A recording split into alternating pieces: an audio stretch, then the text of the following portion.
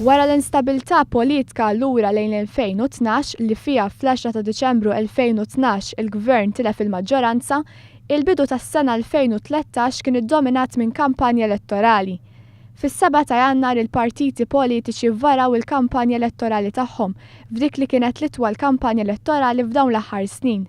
Kampanja twila li ħadet il-partiti politiċi għall-elezzjoni ġenerali.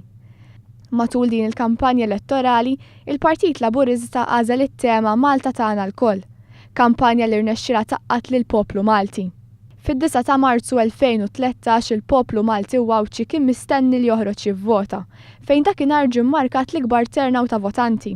Fl-10 ta' Marzu ftit tal-ħin wara l-10 ta' filgħodu bdew ħerġin l-ewwel indikazzjonijiet li l-Partit Laburista kien rebaħ l-elezzjoni ġenerali 2013. Rebħa ta' partit li rnexxilu jaqqat lill-poplu Malti.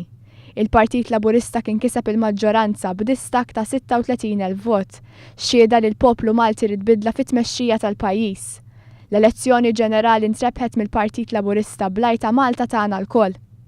L-għada 2-11 ta' Marzu, il-mexxej Laburista Joseph Muscat ħal ġurament ta' Prim Ministru. Mill-Palazz tal-President il-Prim Ministru Joseph Muscat flimkien mal-familja tiegħu mexa sa Kastilja, fejn daħal għall-ewwel darba bħala Prim Ministru fil-Berġa ta' Kastilja. Mit-tieqa tal-uffiċċju tiegħu f'Kastilja huwa sellem lil folla ta' nies. Hemmhekk ġie mmarkat il-qofol tal-moviment li nbena fil-Partit Laburista u l-bidu l-ġdid. Ftit tal-jiem wara l-Prim Ministru Joseph Muscat ħatar il-Gabinett b'14 il-Ministru u 8 segretarji parlamentari. Uħut minnhom b'esperjenza vasta fil-politika u oħrajn li huma uċuħ ġodda fil-Parlament iżda b'esperjenza kbira fil-qasam tagħhom. Min-naħa tiegħu il-Partit Nazzjonalista wara t-telfa tal-elezzjoni ġenerali inbidel il-kap tal-Partit Nazzjonalista bil-kap il-ġdid ikun Simon Busuttil.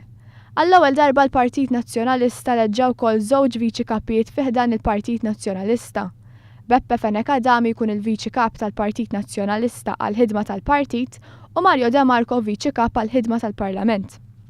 F'Lulju li għadha l-eks kap tal-Partit Nazzjonalista u deputat nazzjonalista Lorenz Gonzi irreżenja mill-Parlament biex warrab għal kollox mix-xena politika. Ma kinux biss timbri pożittivi li mmarkaw is-sena 2013 iżda anki dawk negattivi.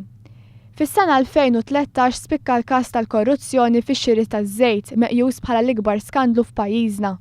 Waqt li kienet għaddejja l-kampanja l-elezzjoni ġenerali feġ dan il-każ ta' korruzzjoni taż-żejt li minħabba fekk il-poplu Malti wawċi kienet iħallas l-ogħla kontijiet tad-dawlu l-ilma. Spikkat ukoll l-investigazzjoni li saret lill-eks Ministru Austin Gatt mill-Korp tal-Pulizija fid-29 ta' Jannar. Ħanagħmel statement biss.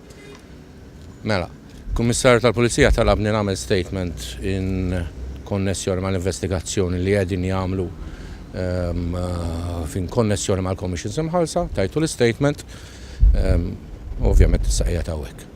Minix fil-libertà li ntikom l-statement għalissa għaliex ovvjament ninkella nintralċa l-investigazzjoni li isiru mal-Pulizija, però malli l-Pulizija għedu li nkun nista' nippubblika l-statement, m'għandix problemi ta' xejn. Inti kont taf dwar l-investigazzjoni li saru fil-passat dwar il-persuni indikati? Statement ieħor illi nagħmel għax inkella nintralċa